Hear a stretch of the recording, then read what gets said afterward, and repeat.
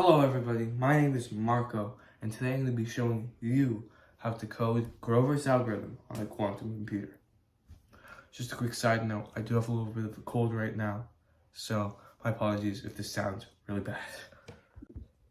Now, before we start, what is Grover's algorithm? Well, Grover's algorithm, or the Grover search, is a way of increasing the probability of picking something. So, say you are picking something out of a hat. So you're picking names out of a hat, right? And with a normal computer, you pick that name out of the hat and you get a different one every time. And worst case scenario, the one you're searching for is the very last name in the hat. Now, with a quantum computer running Grover's algorithm, it will ensure that every single time you pick out of that hat is the name you want. I mean, Grover's algorithm's great, but what's a quantum computer and why can it only use Grover's algorithm? Why can't I just do it on my laptop at home? Well, here's why. Quantum computer is a completely different way of looking at computation. On a normal computer, you would have normal bits, either 1 or 0. Now, on a quantum computer, you have qubits, which can be portrayed as a sphere. Now, this sphere can write 0 and 1 at the same time, which allows it to do very complex calculations in a very short amount of time. Now, let's start with what this would look like on a normal computer.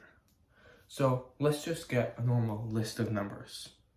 Now, this list of numbers is just in random order, and let's say the winning number is going to be 9. Now, with this winning number, we're going to code in an oracle. Now, an oracle is basically just something that you feed in the program into and it spits something out, right? It's basically just a hat that you pull names out of. Now, with this, to code the oracle, we use this code, and we're going to tell it to give us back the response and how many tries it took to get there. Now, we can already see that number 9 was the 8th number in the list, and it took 7 tries to get to that number. Now, that scaled up a lot, would take a lot more time. There's actually a graph that shows this really well on how Grover's algorithm would make a quantum computer way better than a normal computer that I'm going to put up right now. Now that I've shown you how it works on a normal computer, let's make this on a quantum computer. Now, using IBM's Qiskit, we are going to be coding a quantum circuit with 2 qubits, which means that there are 4 possible states: 0, 0, 0, 1, 1, 0, and 1, 1. Now here, we're going to be going for the state 1, 1. Now, and then we're going to add an oracle. The oracle, as I said before, is just the hat that you take the numbers out of. Now, we're going to apply all the rest of the gates that we need. So, we're going to use an H gate, Control Z gate, and more H gates to make sure that this whole thing works. Now, we're just going to measure it, add some amplifiers, and we'll be able to see what we got. So now we have the circuit ready, so we're going to run the simulation. So for the simulation, we're going to get a backend. So we're going to use the AirGet backend, which is something I imported from Qiskit.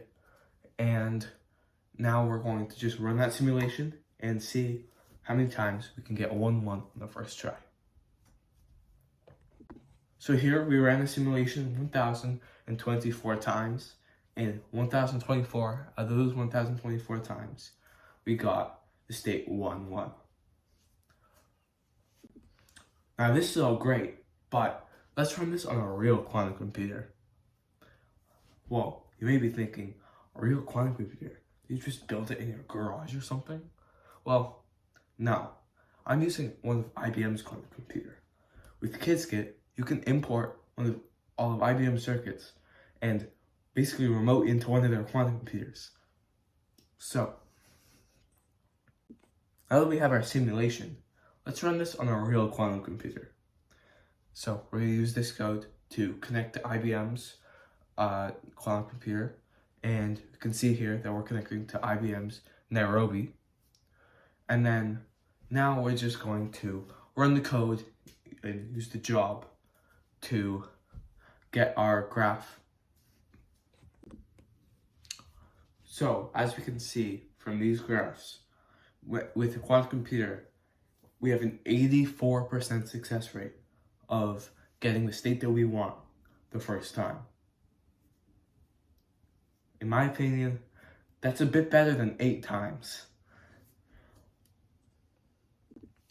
But you may be wondering, is it really faster to use a quantum computer? I mean, in these two examples, it was the same in quantum and classical computational power. Well, in this example, that would be right.